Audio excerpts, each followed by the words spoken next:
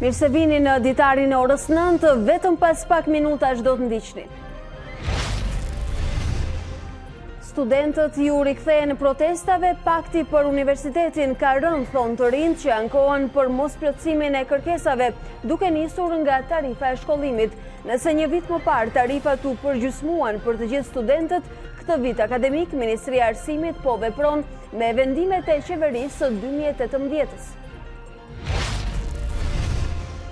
Mbërri në Shqipëri, ambasadoria e re amerikane që para mbërritjes së saj në Tiranë, Yuri Kim, ka shpallur disa prioritete, mes të cilave nxitja e luftës ndaj korrupsionit dhe krimit organizuar.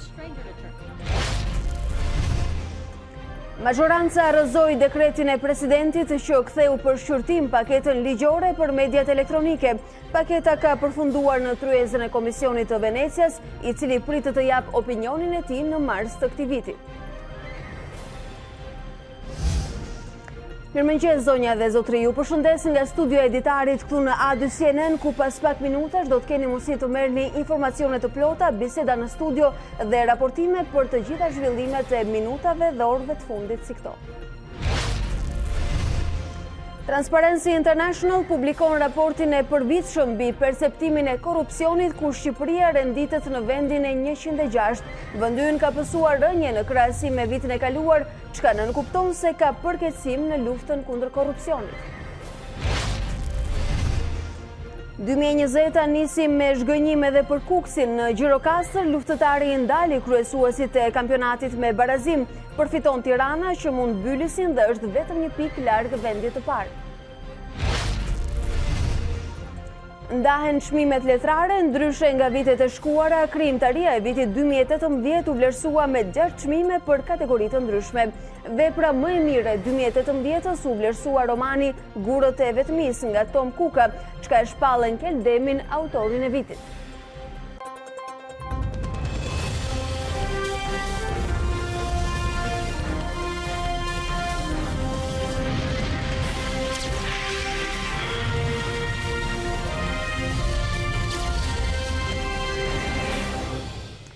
Studentët u rikthyen në protest për kushtet e paplotësuara. Ata deklarojnë se po e paguajnë të plot tarifën e shkollimit. Nëse një vit më parë i përgjysmoi tarifat për të gjithë studentët, këtë vit akademik Ministria e Arsimit po vepron me vendimet e qeverisë së 2018-s. Pakti për universitetin ka rënë. Ky është qëndrimi i grupi studentësh të cilët janë rikthyer protestave, të mbledhur para korpusit universitar nga fakultetet të ndryshme. Ata deklarojnë se qeveria nuk mbajti premtimin për përgjysmimin e tarifës së shkollimit, por dhe për pikat të tjera të paktit. Tarifën e shkollimit këtë vit është paguar e plot. Sa e keni paguar në fakultetin ku jeni? 400.000 lekë të vjetra. Kaq sa ishte në fillim, domethënë para se ndodhte protesta. Se nuk e keni të përgjysmuar? Jo, unë personalisht nuk e kam të përgjysmuar. Shokët e mi të cilat sepse unë kam lënë provime se në vjesht nuk kisha mundësi të vija. Asnjë pik nuk është plotësuar, asnjë pik nuk është marrë parasysh për studentët. Thuhet se është miratuar e është quajtur karta e studentit. Më fali, por çfarë nevoje ka një student për uljen në argjendari? Çfarë e ke përdorur? Vetëm për abonem.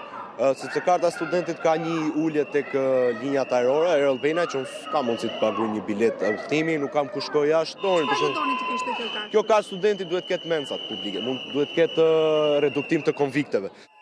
Përgjysmimi i tarifës së shkollimit për të gjithë studentët e ciklit bachelor, pavarësisht mesatares, zgjati vetëm një vit akademik. Në janar të 2019-s, kur një pjesë të rinjve ishin ende në protesta, Ministria Besa Shaini ju kërkoi të ktheheshin auditore, pasi kërkesa financiare ishte plotësuar. Përgjysmimin e tarifave për të gjithë studentët e ciklit të parë, ciklit të integruar profesional, që si vjet aplikohet tek të gjithë studentët pa marrë parasysh mesataren e notave. Por Ministria Shaini nuk deklaroi asnjëherë se ky vendim kishte efekt vetëm për një vit akademik. Më herët, në 26 dhjetor të 2018-s, në ditët e protestës së studentëve, qeveria ndryshoi VKM-n për tarifën e shkollimit. Në një nga pikat e vendimit 778, thuhet se tarifën e përgjysmuar e përfitojnë vetëm studentët, që vitin paraardhës e kanë mbyllur me mesatare mbi notën 6, rrjedhimisht pas një provim të mbetur. Studentët të cilët rezultojnë me notë mesatare nën 6 në përfundim të vitit të parë akademik Nga viti akademik 2019-2020 në vijim, paguajnë tarifën e plot të studimit të pasqyruar në tabelën numër 1 që i bashklidhet këtij vendimi dhe është pjesë përbërëse e tij. Të rinj deklarojnë se do të vjojnë protestat për kushtet e paplotësuara të paktit, ndërsa shkollat e larta bëjnë të ditur se po zbatojnë vendimet e qeverisë. Edhe ne në këtë temë diskutimi do të mbetemi në bisedën e këtij mëngjesi me Rigels Xhemollarin, i cili vjen sot në studion e Ditarit nga qendresa qytetare. Mirëmëngjes dhe mirëse Rigels. Mirëmëngjes dhe faleminderit për ftesën, Alba. Kontributi dhe analiza juaj ka qenë e vazhdueshme në këtë drejtim, në ndihmë të studentëve edhe për të sensibilizuar ata. Megjithatë, tashmë studentët e kanë ringritur zërin duke thënë se pakti për universitetin me sa duket nuk po respektohet. Në analizën tuaj si qendresë qytetare, ku konsistojnë problemet më të mëdha dhe çfarë nga pakti nuk po respektohet sot? Në fakt, ne na vjen mirë që ka protest, pasi sapo mbaruam turin në universitete ku kemi sensibilizuar studentën mbi ato pika të paktit për universitetin, të cilat ose nuk u përfillën nga qeveria, ose nuk u realizuan në afat, ose nuk u realizuan fare, siç ishte çështja e kontrollit antiplagjatur, verifikimit të titujve e me radhë. Problemi i cili është identifikuar në protestën e djeshme ishte tek çështja e tarifave. Unë dua të sqaroj publikun për 3 VKM të cilat lidhen me paktin për universitetin, po më shumë dua të sqaroj studentët, të cilët duhet të shkojnë tek fakultetet e tyre dhe universitetet e tyre dhe të kërkojnë 50% të tarifës, pavarësisht se kanë një lëndë të mbartur apo nuk kanë asnjë lëndë të mbartur, pasi kjo nuk parashikohet në VKM. Vetëm studentët që kanë mesatare nga 9 në 10, nëse kanë lëndë të mbartur nuk përjashtohen nga tarifa. Rigels, ti sqarojmë studentët që na dëgjojnë në këtë momente, ata preken dhe ata do të përfitojmë. Çfarë nuk është respektuar dhe ku është konfuzioni me përgjysmimin e tarifës? Problemi është që universitetet dhe qeveria dhe Ministria e Arsimit hesht dhe nuk sqaron studentët. Unë dje kam pasur telefonata nga gazetarë, nga student dhe nuk din se çfarë po ndodh, pasi ministria është një nga institucionet më të mbyllura dhe bunker në Shqipëri. Ne gjithmonë që duam të marrim një informacion në ministri, duhet të përballemi te komisioneri për drejtën e informimit. Dhe duke marrë shkas nga kjo, prandaj dje kam lënë një status dhe doja ta sqaroj edhe tek emisioni juaj që çdo student i cili e ka mesatare nga 6 deri në 9, pavarësisht se mund të ketë një lëndë të mbartur apo 2 lëndë të mbartura, paguan 50% të tarifës. Pra, ky është një rregull që vlen edhe për këtë vit akademik. Kjo është e parashikuar në VKM dhe çdo universitet që ju kërkon tarifë të plot, mashtron dhe abuzon me studentët. Pra, ka ardhur koha ku pavarësisht se kemi pasur 5 apo 6 protesta pas goditje të protestës të madhe të dhjetorit, ka ardhur koha që të protestohet ndryshe. Studentët duhet ndjekin rrugët institucionale, studentët duhet bëhen bashk, qofshin shumë apo pak dhe të shkojnë aty ku është problemi. Pra nëse protestojnë për kartën e studentit, duhet të shkojnë te bashkia dhe të kërkojnë cilat shërbime ata duan që të shtohet në kartën e studentit, ushqimi, librat e tjerë, pasi karta e studentit është ndruar në një mjet i cili po u bën më shumë reklam bizneseve se sa studentëve.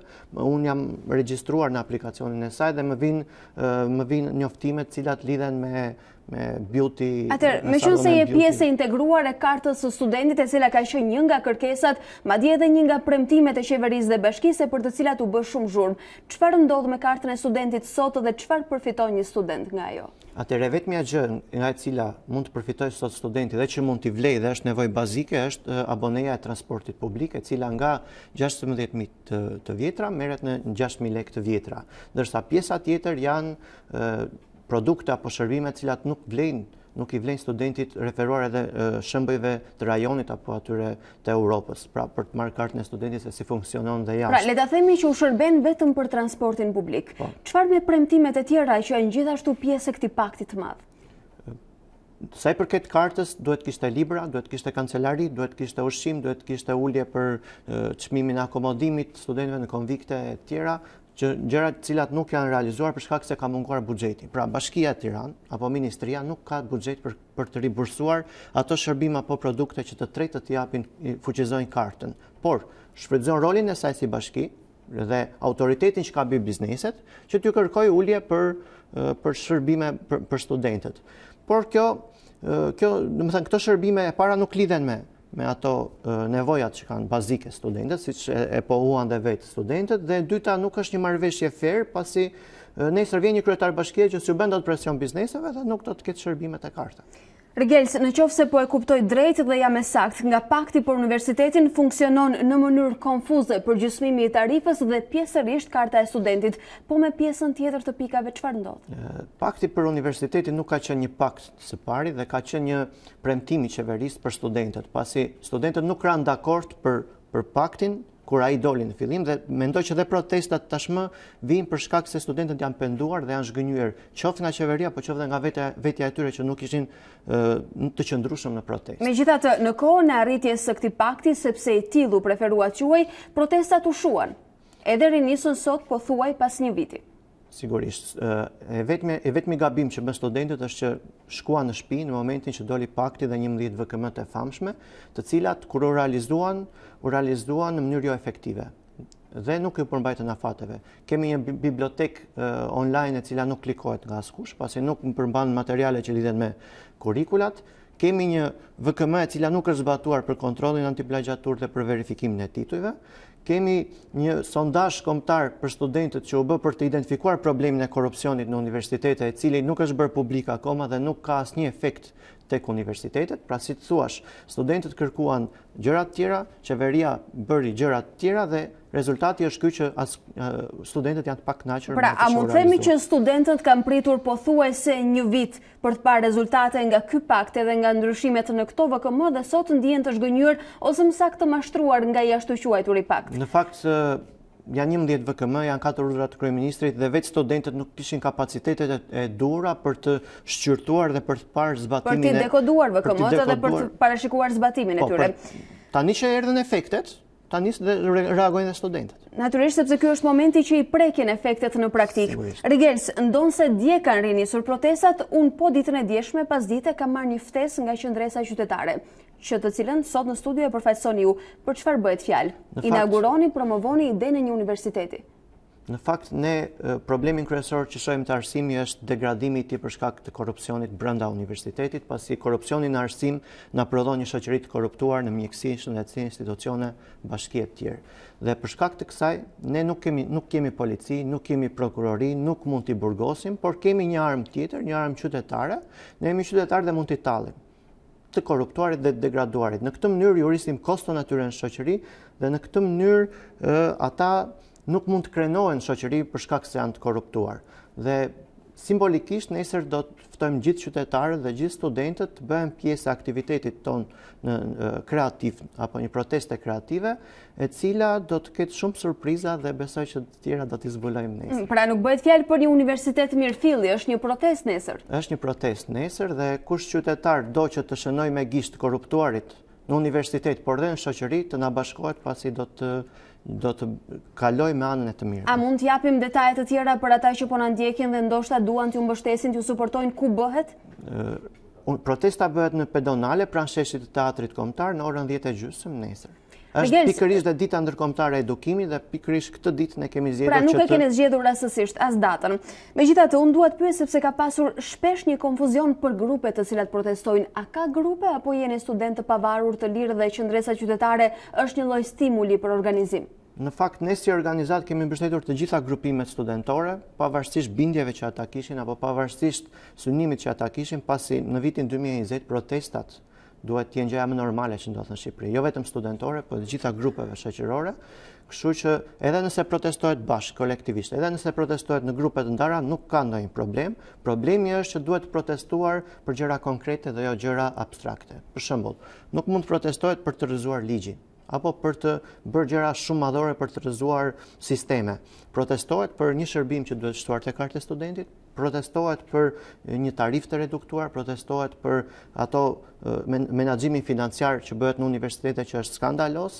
Pra, protesta duhet të ndryshojnë natyrë dhe qasje. Megjithatë, duke u referuar intimidimeve të protestës kaluar të studentëve, unë besoj se ju qëndroni larg influencave të subjekteve politike dhe keni preferuar që të protestoni vetëm. Sigurisht, jo vetëm ne, por dhe studentët gjatë protestës, dhe vetmja gjë që bën ishte që larguan flamurët politik nga protesta dhe kjo është prandaj ishte protesta më unike, më veçantë dhe më e përkrahur nga publiku, pasi largoi partitë cilat kanë dëmtuar mënyrën e përfaqësimit çdo qytetari në këtë shoqëri. Dhe për fund, Rigels më bëri përshtypje se the se ne duhet protestojmë për gjëra konkrete dhe jo për të rrëzuar sisteme ose ligje të mëdha. A do thotë se pas gabimeve të bëra në një vit nga studentët ose pas aprovimit të këtij pakti që me sa duket nuk ju ka shërbyer në praktik, keni mësuar nga gabimet dhe do t'i rikuperoni ato qoftë edhe me protesta? Sigurisht, mësimet ishin dy. Mësimi i parë ishte që duhet jemi të qëndrueshëm në protesta, pra nëse e nisim derisa të marrim përfitimin që kërkojmë, nuk duhet të pushoj protesta. Dhe e dyta është nuk duhet, domethënë masiviteti i protestës ra kur u kërkua rrëzimi i ligjit për arsimin e lartë. Çfarë kuptojnë një student me rrëzimin e ligjit? Do të thotë një ligj i ri, një ligj që vjen nga poshtë lart dhe jo nga lart, por siç ka ardhur ligji 2015, por që është një proces i cili zgjat, kërkon miratim parlamentet të tjerë. Protestat të cilat kanë benefitet të momentit, janë protesta më efektive dhe sjellin përfitime direkte tek studentët. Pra, nesër kërkesë llogarie, por edhe kërkesat tuaja më konkrete. Nesër kërkesa konkrete për institucionet të cilat duhet të çojnë para drejtësisë të korruptuarit, por nesër është një qasje e re e protestës e cila nuk ka ndodhur më parë në vendin tonë, është ironia dhe sarkazma në plan të parë. Le të shohim se çfarë keni organizuar nesër. Unë të falenderoj që ishe këtu sot. Faleminderit dhe ju për ftesën.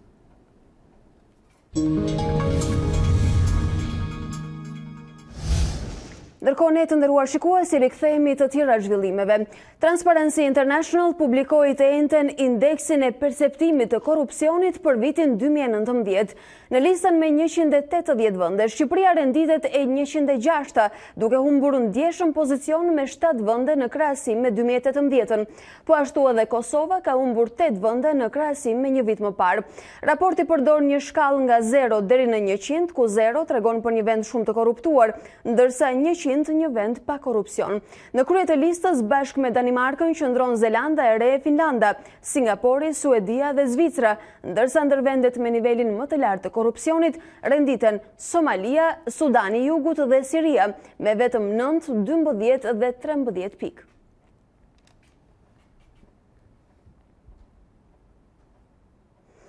Rënja me 7 vende në indeksin e perceptimit të korrupsionit solli reagimin e parë nga Partia Demokratike.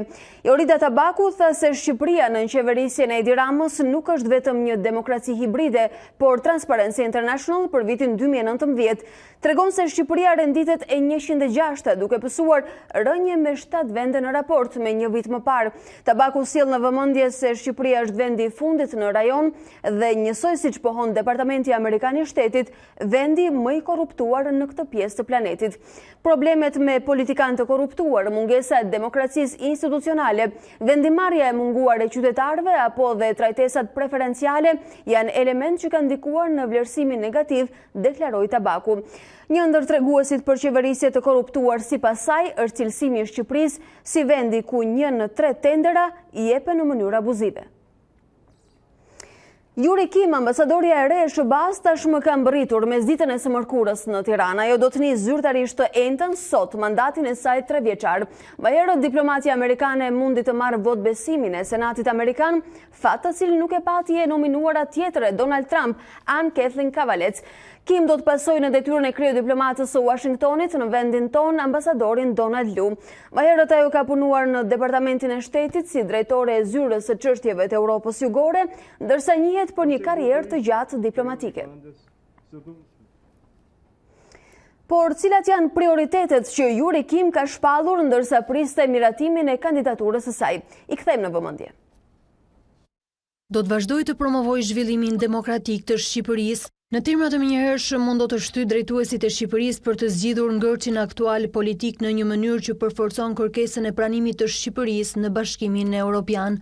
Patjetër prioriteti imi si ambasadore e ardhshme në Shqipëri është ndihma për institucionet shqiptare që të kenë më tepër rezistencë ndaj influencës ruse, por edhe asaj kineze. Do të nxjisë qeverinë shqiptare për të udhëhequr ish luftëtarët shqiptar të ISIS. Është një sfidë e madhe për administratën, do të punojë ngushtë me qeverinë shqiptare për ta zgjidhur këtë çështje. Nga ana tjetër, do të mbështesim luftën e pakompromis ndaj krimit të organizuar, por unë vlerësoj mbështetjen dhe besnikërinë e madhe të popullit shqiptar ndaj SBA-ve. Ne kemi miq të fuqishëm dhe besnik në Shqipëri dhe është e domosdoshme që ne të mbajmë pranë miq si Shqipëria, veçanërisht përballë sfidave strategjike ndaj interesave, vlerave dhe institucioneve të përbashkëta.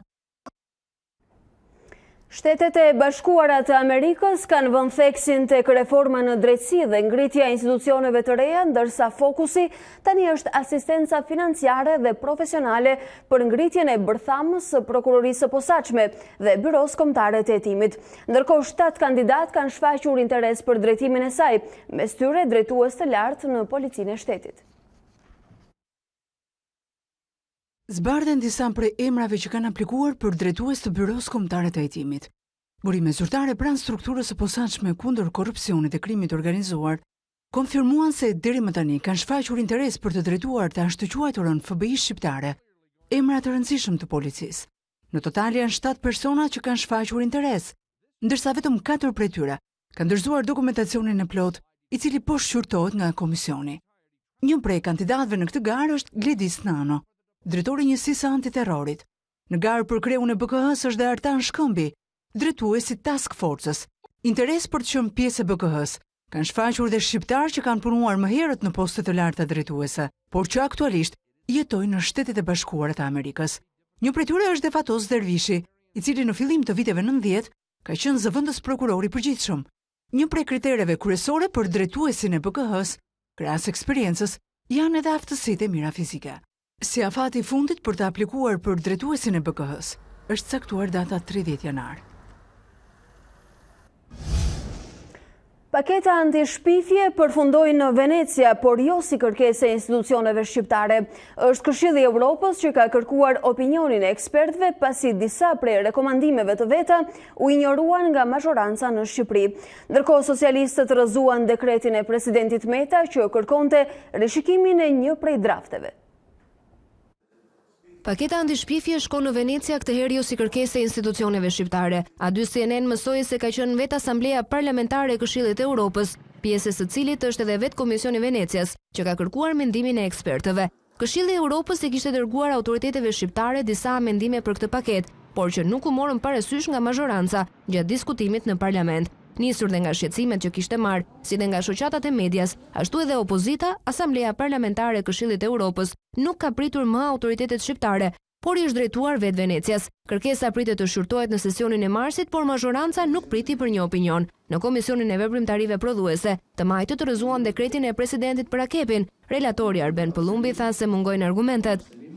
Atëherë miratohet propozimi i zotit Pëllumbi për rrëzimin e dekretit presidentit. Edhe nga ajo që dëgjova nga akepi, përveç pjesës që ka të bëjë me propagandën në raport me ligjin numër 91, në raport me ligjin numër 92 nuk është se kemi në një argumentim të qëndësishëm për të rishqyrtuar apo jo këtë pjesë. Por përfaqësuesi ligjor i presidentit Bled Dervishi insiston se dy nenet duhet të shqyrtohen të bashkëlidhura dhe nuk sheh arsye për ngutjen e mazhorancës pa u shprehur më parë Venecia.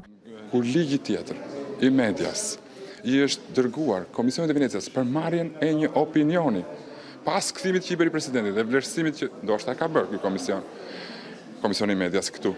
Atëherë ato duhet të pritej dhe ai opinion dhe pastaj të shqyrtohet së bashku. Nxitim nga ana e mazhorancës. Nuk arrit ta kuptoj.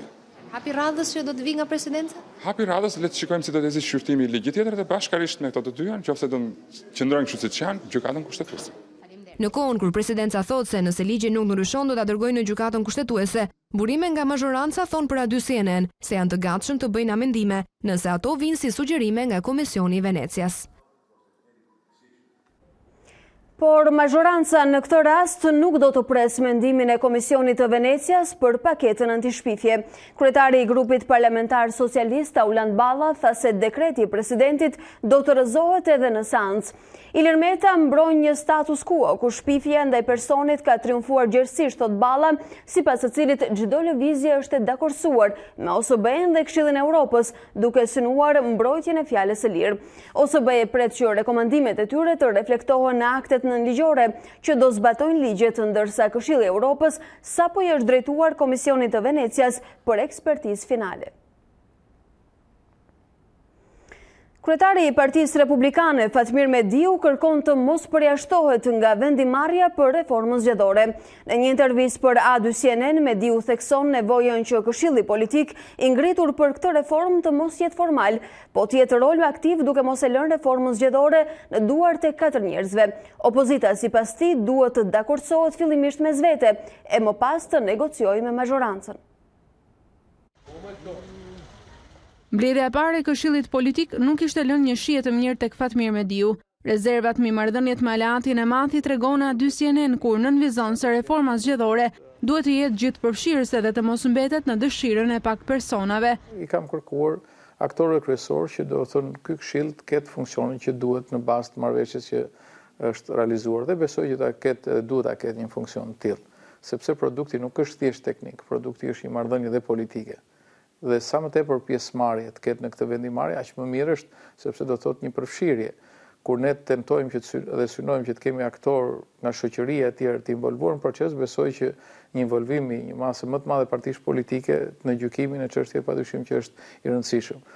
Për të shmangur një vendimarrje përjashtimore, Mediu sugjeron që propozimet e opozitës për reformën të dakordsohen fillimisht mes gjithë aleatëve, para se të hidhen në tryezën politike përballë mazhorancës. Opozita duhet të konsolidojë produktin e vet, të miratojë brenda të gjithë forcave politike opozitare këtë produkt dhe pastaj të ketë edhe mirëkuptimin me pjesën tjetër të parlamentit për të arritur në një reformë zgjedhore e cila i shërben zgjedhjet lira të ndershme. Krye republikani ka insistuar fort në nevojën e rishikimit të sistemit elektoral, por thotë se është i gatshëm të dëgjojë të gjitha mendimet.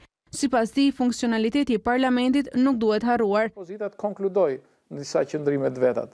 Dhe unë mendoj që ajo që është më e rëndësishme është që ne t'i japim qytetarëve shqiptar një parlament funksional.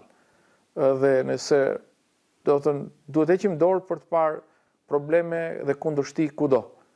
Unë mendoj që jetojmë, nëse ne si opozitë duam të sillim një standard tjetër demokratik, standardi i parë është për të dëgjuar me vëmendje edhe atë që s'na pëlqen. Jam i gatshëm për të shqyrtuar që nga sistemi aktual dhe sisteme tjera që çdo propozim i cili krijon bindjen që është një sistem funksional. Republikanët do të angazhojnë nën kryetarin Arjan Madhi në ekipin e ekspertëve nga radhët e opozitës për reformën elektorale. Pavarësisht se mund t'i shohin shpesh në media, shumë qytetarë nuk i njohin deputetët e zonave të tyre. Sipas qytetarëve, deputetët rrallë shfaqen në takime me ta, ndërsa shtojnë se nuk ndihen tërësisht të përfaqësuar nga ky parlament. Ka njerëz brenda? Ka disa. Në kuadër të 100 vjetorit të parlamentarizmit shqiptar, Kuvendi i Republikës së Shqipërisë ka hapur dyert për qytetarët. Por, a i njohin këta të fundit se kush janë përfaqësuesit e tyre politik në tempullin e demokracisë? Kush është deputeti juaj i zonës?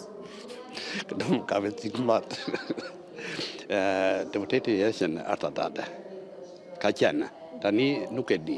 Njësia nëmër 2, që është Vasilika Jusi, nën kryetarja e Kuvendit Popullor. Deputeti i zonës është zoti Taulan Balla. Ju jeni nga? Librazhdi. E njojmë. Ishte Sajmir Tahiri, mbas saj ka erdhur një Klodiana, më janë e quaj, në Bebri nuk jam di. Unë jam njësia administrative numër 7 dhe deputete e zonës është Vasilika Jusi. Nuk kemi kërkuar ndihmën pasi problemet janë zgjidhur nga njësia bashkiake numër 7. Por a ndihen të përfaqësuar qytetarët me deputetët në parlament? Ishte në kohën më përpashme, që më sash më e kur, që parlamentari, deputeti ishte një konstitucia, po 9.000 i hen mulla se ku kishte mirat të mligjes vinte këtu. Midis tyre ka dhe njerëz që nuk e meritojnë që të shkelin në këtë parlament. Tu me sa shoh shan njëri tjetrin. Fjalori këtu është shumë i pisët, në krahasim në Greqinë flas. Ditën e dyerve të hapura duket se qytetarët e shfrytzuan më së shumti për të shkrepur fotografitë e radhës e për të shijuar qetësinë e sallës, ndryshe nga zhurma që kanë çdo të njëjtë në televizor.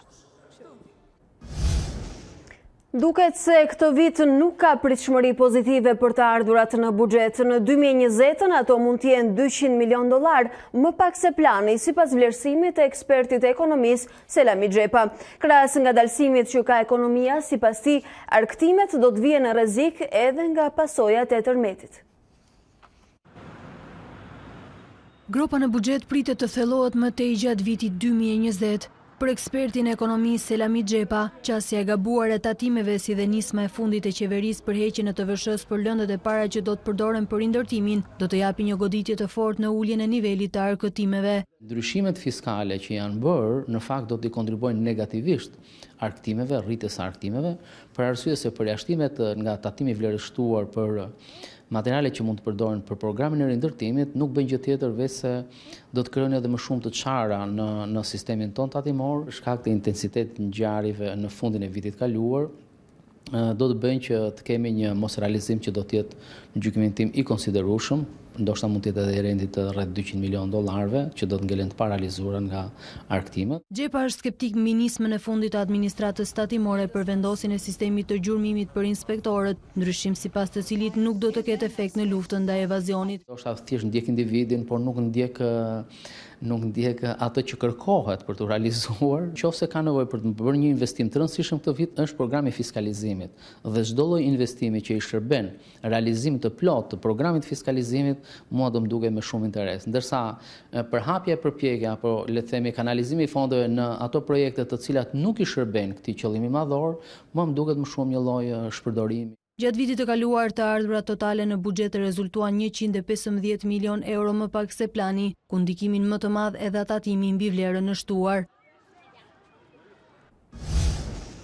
Apeli për një hetim të plotë dhe të gjithanshëm të vrasjes së 4 protestuesve në bulevard është kthyer në refrenin e çdo përvjetori të 21 janarit 2011. Por a ekziston mundësia ligjore për rihapje të çështjes dhe a mund të shkojë 21 janari në duart e prokurorëve të SPAK? Ndjekim materialin e përgatitur nga kolegu Armand Bajrami.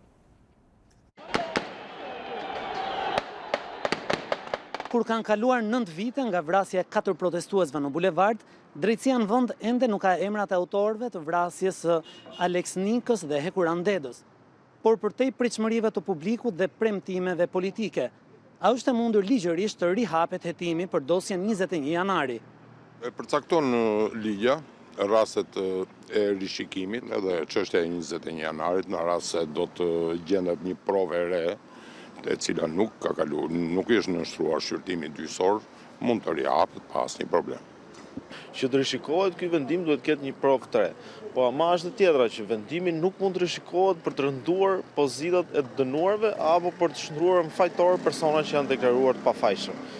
Sipas avokatëve penalist, vetëm nëse gjendet një provë e re krijohet mundësia për hapin tjetër drejt të rihetimit. Individi edhe familjet e të dëmtuarve, e viktimave, mund t'i drejtohen me kërkesë gjykatës për rishikimin. Qofse një pjesë e hetimit është pezulluar apo është pushuar pa u vijuar në gjykim, edhe këtu sërish do të ketë nevojë për prova të reja, të cilat bashkë me një kërkesë nga viktima apo në këtë rast trashëgimtarët e viktima. Por si e shohin juristët mundësinë që SPAK të merret me çështjen 21 janari? Në rast se do të jetë kompetenca e SPAK-ut, pra në të mund të implikohet një zyrtar i lartë dhe të gjitha, mund të ketë fusha të hetimit dhe gjykimit të asaj pjese për cilën është kompetent prokuroria e SPAK-ut apo edhe gjykata e SPAK-ut, atëherë është kjo prokurori që do ta jetojë. Gjasat janë shumë pakta sepse nuk mundet, pra hetimi është kryer, është një hetim i mbyllur. Çdo gjë që mund të lidhet te këtë hetim me nivelet larta drejtuese, kjo nuk është një gjë që mund dalin prova të reja. Deri në përvjetorin e 9 të ngjarjes nuk është bërë ndonjë orvatje ligjore për rihetimin e vrasjes së 4 protestuesve. Rreziku që i kanosej dhe i kanoset ende Kosovës nga Serbia është kryefjala e studimit më të fundit të shkencave politike të profesorit Enver Bytyçi. E prezantuar në Shqip, kjo vepër flet me fakte dhe ngjarje që do t'i shërbejnë historianëve, por edhe studiuesve. Fati i Kosovës me paralajmërime, takime të politikanëve, drejtuesve të shteteve të asaj dhe kësaj kohe, që nënshkruan marrëveshje, bën pazare, apo që kërkonin tradhtie zgjidhje për shtetin e Kosovës, janë detaje që mund t'i gjeni nga sot në veprën e profesorit të shkencave politike Enver Bytyçi. Politika e të mos qenit paternalist, politika e mos ndërhyrjes në vullnetin e shqiptarëve ka qenë një politikë e vazhdueshme e shtetit shqiptar derisa në pushtet erdhën rilindasit. Sot mbas 6 vitesh ka përfunduar palë e Serbisë kundër Kosovës. Fillimisht me Jugosllavinë e re në vitin 2016, pastaj me ndryshimin e kufive dhe ndarjen e Kosovës gjatë vitit, sidomos gjatë vitit 2018-2019, dhe tani me një marifet të ri me mini Schengenin Ballkanik. Të gjitha këto pasqyrohen imtësisht. Kosova e rrezikuar nga Serbia e Madhe është prezantuar për ata që i duan të vërtetat, si një sintezë atyre ngjarjeve që nesër do t'i shërbejnë edhe atyre që do të shkruajnë historinë e kombit shqiptar. Duke gjykuar dhe kritikuar me guxim qëndrimet apo këndvështrimet e ndryshme të klasës politike kosovare, shqiptare, serbe e evropiane, autori na sjell një analizë shkencore e politike e historike me argumente kundër argumenta të shumta dhe qëndrimet të tija personale të ndryshme me nënshkruesit dhe rrezikun serb për Kosovën dhe rajonin. Vepra Kosova e rrezikuar nga Serbia e Madhe nuk i flet vetëm publikut shqiptar, pasi atë i gjejmë të përkthyer edhe në anglisht.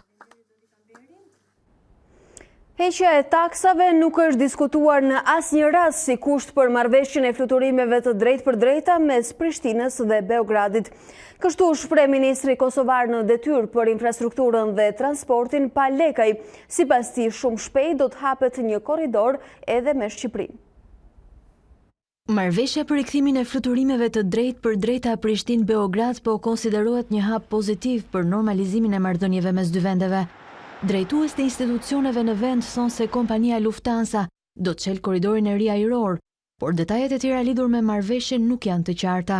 Ministri në detyrë infrastrukturës dhe transportit pa lekaj thot për Kosova Press se heqja e taksës si kompromis për nënshkrimin e marrëveshjes nuk është diskutuar në asnjë rast. Asnjëherë nuk është përmendur heqja e taksës për firmosjen e kësaj. Me autorizimin tim është kryer kjo punë, por në asnjë moment nuk është diskutuar heqja e taksës. Dhe i them qytetarëve të Kosovës që në këtë drejtim nuk kisha bën kompromis.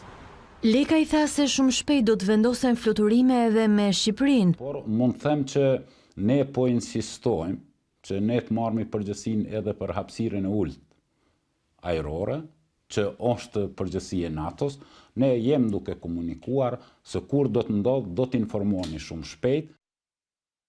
Marrëveshja për rivendosjen e linjës direkte ajrore Prishtinë-Beograd u nënshkrua të hënën në Berlin me ndërmjetësimin amerikan. Ajo u përshëndet nga përfaqësuesit e politikës në Kosovë dhe Shqipëri, e gjithashtu nga presidenti amerikan Donald Trump dhe sekretari i përgjithshëm i NATO-s Jens Stoltenberg. Ndërsa kryeministri i Kosovës në detyrë Ramush Haradinaj tha se marrëveshja për linjën ajrore mes Prishtinës dhe Beogradit nuk synon sovranitetin dhe pavarësinë e shtetit. Gjithashtu nënvizoi se ajo nuk e eliminon taksën 100%. Ndjekim prononcimin e tij. Arritja e një marrëveshje për një fluturim direkt nga Beogradi në Prishtinë nuk ndryshon në statusin ton, në sovranitetin ton, në atë kush jemi, edhe gjuha dhe çdo gjë nuk ndryshon në gjendjen që kemi. Pra, hapësirën ajrore tonën, ende ne nuk e kemi zotësi.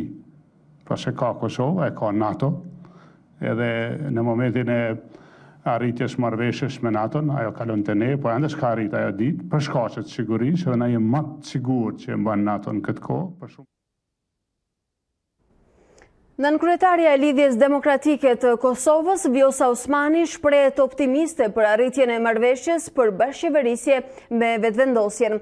Në një prononcim për mediat në Prishtinë, ajo thotë se në mbledhjen e fundit të kryesisë nuk është propozuar asnjë plan B, por vetëm mundësia që këto dy forca politike të krijojnë koalicion.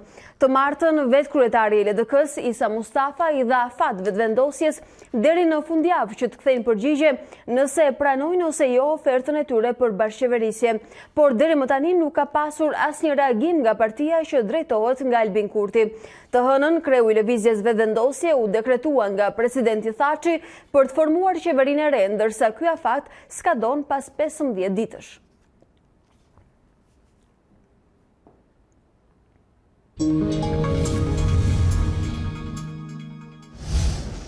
Momenti për të ndarë bashkë dhe zhvillimet ndërkombëtare.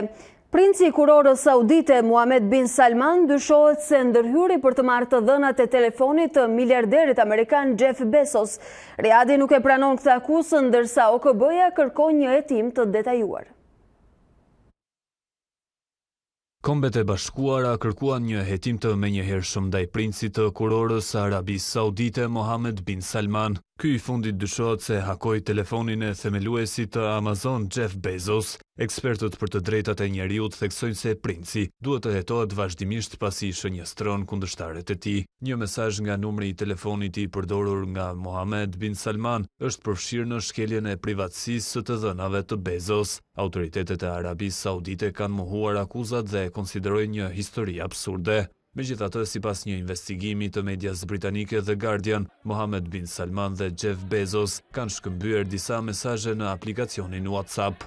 Mes tyre gjendej edhe një video e infektuar me virus, e cila pas shkarkimit në telefonin e bosit të Amazon arrinte të siguronte një sasi të madhe të dhënash private në pak orë. Kjo ngjarje ka ndodhur disa muaj përpara vrasjes së gazetarit Jamal Khashoggi në Stamboll të Turqisë, i cili ishte një kritik i mbretërisë saudite dhe bashkëpunëtor në Washington Post, media që zotërohet nga Bezos.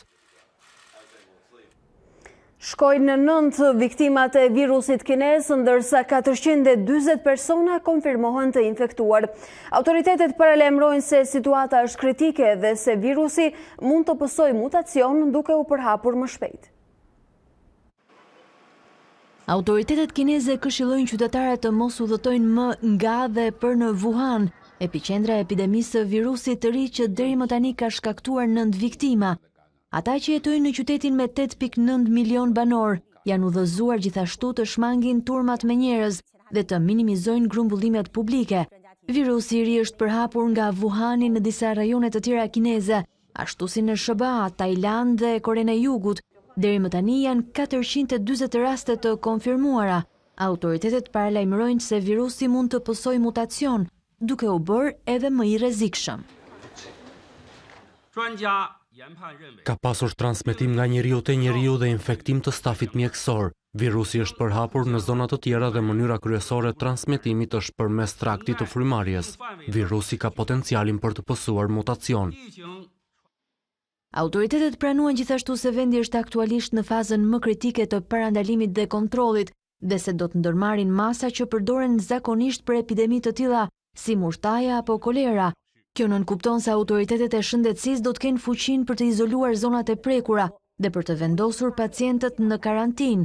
Do të aplikohet gjithashtu skanimi i temperaturës tek ata që largohen nga Wuhani dhe sterilizimi i posaçëm i nyjeve kryesore të transportit.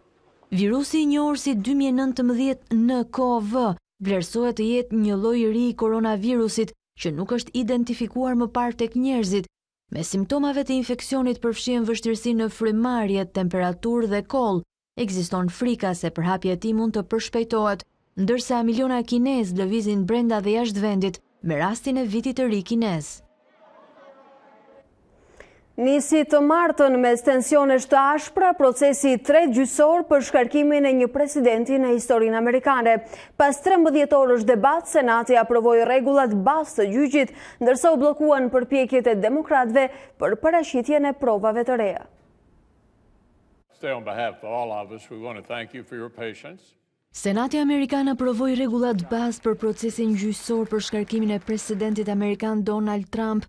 Pas 13 orësh debate të ashpra, demokratët u përplasën me avokatët mbrojtës mbi atë që sipas kushtetutës do të ishte një gjyq i drejtë, ndërsa republikanët bllokuan përpjekjen e rivalëve për paraqitjen e provave të reja. Në nisje të seancës, Adam Schiff, ligjvënësi i dhomës së përfaqësuesve që drejton procesin e impeachment, tha se shumica e amerikanëve nuk besojnë se ky do të jetë një gjyq i drejtë. Shumë njerëz, madje pjesa më e madhe e amerikanëve, nuk besojnë se ky do të jetë një gjyq i drejtë. Ata nuk besojnë se Senati do të jetë i paanshëm. Mendojnë se rezultati është i paracaktuar. Senatorët u betuan se do të sillen si juristë të pavarur në procesin e drejtuar nga kryetari i gjykatës së lartë John Roberts. Sipas rregullave të aprovuara, argumentat fillestare do të parashtrohen gjatë së mërkurës, me secilën palë që do të ketë në dispozicion 24 orë për gjatë 3 ditëve të ardhshme. por lidhur me çështjen e rëndësishme të dëshmitarëve nuk është vendosur ende. Demokratët kërkojnë të thrasin bashkëpunëtor kyç në shtëpinë e bardhë, të cilët kanë punuar me Donald Trump, me 53 vota pro dhe 47 kundër të ndara sipas linjave partijake. Senati refuzoi 3 përpjekje të demokratëve për të paraqitur dokumenta ose prova të reja gjatë gjyqit. Senatorët bllokuan një mocion të liderit të pakicës në Senat Chuck Schumer, që kërkonte dorëzimin e dokumentave nga shtëpia e bardhë lidhur me çështjen e Ukrainës. U refuzua gjithashtu kërkesa për të dhëna dhe dokumenta nga Departamenti Amerikan i Shtetit dhe zyra e buxhetit në shtëpinë e bardhë. Donald Trump akuzohet për abuzim me pushtetin dhe pengim të punës së Kongresit, por Senati kontrollohet nga Republikanët dhe nuk pritet që presidenti të shpallet fajtor.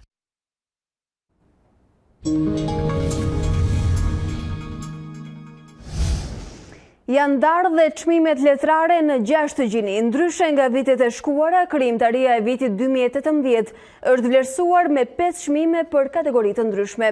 Memoza Hafizi është shpallur fituese në letërsinë për fëmijë, ndërsa Roland Gjoza triumfon për tregimin më të mirë. Përkthyesi i vitit 2018 është Luan Topçiu, i cili ka sjellë në shqip autoren Linda Maria Baros, ndërsa në estetik triumfon Sërish Kadare, por këtë herë me titullin Kur sunduesit grinden. Romani i vlerësuar si vepra më e mirë e 2018-s është Gurët e vetmis nga Tom Kuka, çka e shpallën Keldemin, autorin e vitit.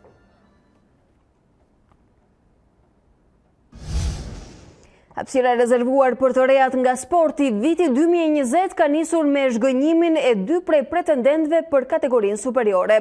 Pas humbjes së kampionëve të Partizanit, java e 18 solli edhe frenimin e Kuksit në fushën e luftëtarit. Edhe pse te Gjirokastritët të gjithë titullarët janë larguar prej problemeve financiare, skuadra e Shpëtim Durrës nuk përfitoi dhe u ndal në barazim 0-0. Një rezultat zhgënjues për Kuksin, edhe pse pika e marrë erdhi pas një vendimi të gabuar të arbitrave që i anuluan një gol të rregullt luftëtarit. Nga kjo situatë përfitoi Tirana me Bardhe Blut që fituan 2-1 me Bylisin vetëm në kohën shtesë. Humbje mes protestave për mallakastriotët, ndërsa Tirana i rrëmbeu edhe vendin e dytë, e tashmë ka vetëm një pikë distancë nga Kuksi kryesues. Juventus është gjysmëfinalistja e dytë e Kupës së Italisë. Bardhezit mposhtën 3-1 Romën në Alianza Stadium. Trajneri Sarri nuk toleron më në kupë, duke hedhur në fushë formacionin më të mirë me Ronaldo në krye të sulmit. Portugezi nuk zhgënjeu dhe i hapi rrugë fitores së bardhezinjve duke realizuar golin e parë në minutën e 26. Bentakur dhe kapiteni Bonucci nënshkruan gjithashtu Romën duke ndëshkuar pas 45 minutave të para. Kryeqytetasit u zgjua në pjesën e dytë, por nuk mundën të realizonin më shumë se një gol. Juventusi do të ndeshet në gjysmëfinale me fituesit e çiftit Milan-Torino.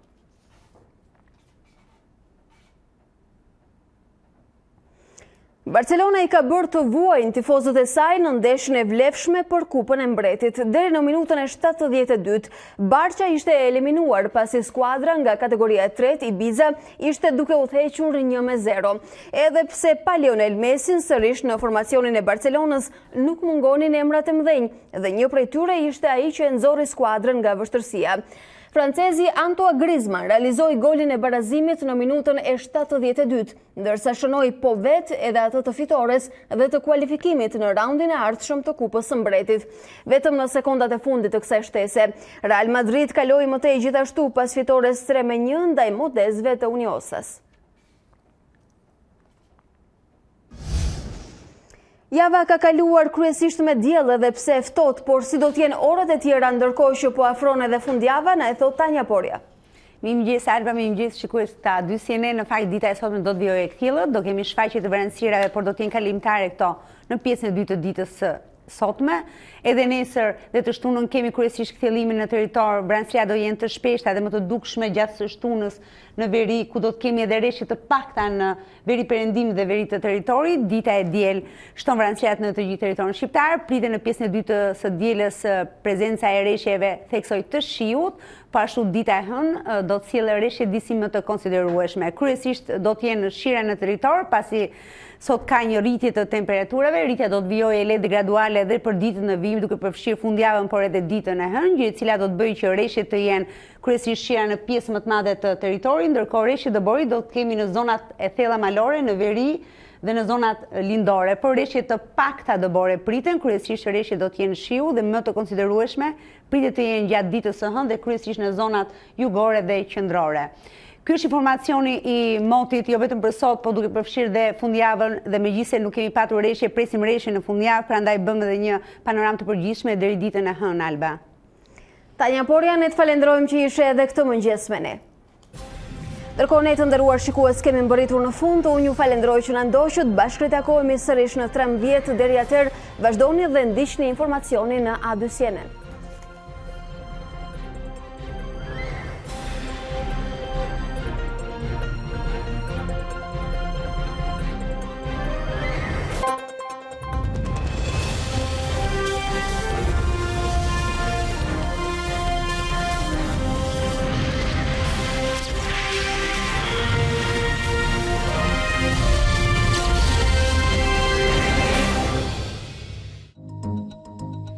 Unë jam Alba Lishani dhe ky është Ditari në A2 CNN. Për të parë të gjitha videot e Ditarit, klikoni subscribe.